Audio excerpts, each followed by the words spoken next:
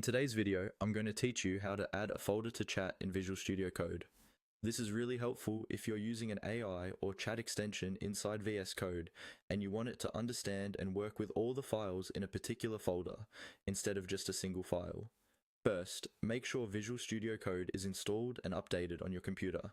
Open the VS Code application the same way you normally would, either from your desktop, your Start menu, or your Applications folder.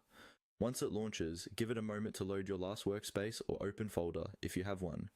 If you don't already have a folder open, you'll want to choose the folder that contains the project or files you want to work with.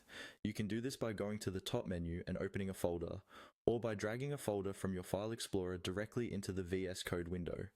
After you've done that, you should see your folder in the Explorer panel on the left side of the screen, with its files and subfolders listed underneath.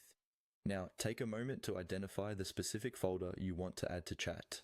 This might be the root of your project, like your main project folder, or it might be a subfolder that contains the code or documents you care about. Adding only the relevant folder can help keep your chat focused and avoid including unnecessary files. Once you've found that folder in the Explorer panel, move your mouse over the folder name. Then right-click on it. This will open a context menu with a variety of options related to that folder.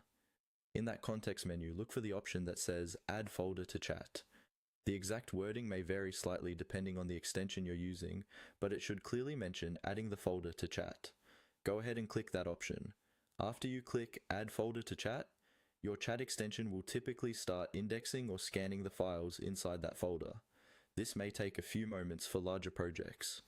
Once that's done, your chat panel in Visual Studio Code should now be aware of the folder and its contents, allowing you to ask questions, request code explanations, or generate changes that take that entire folder into account. And that's all there is to it. Open VS Code, choose your folder, right-click it in the Explorer, and select Add Folder to Chat.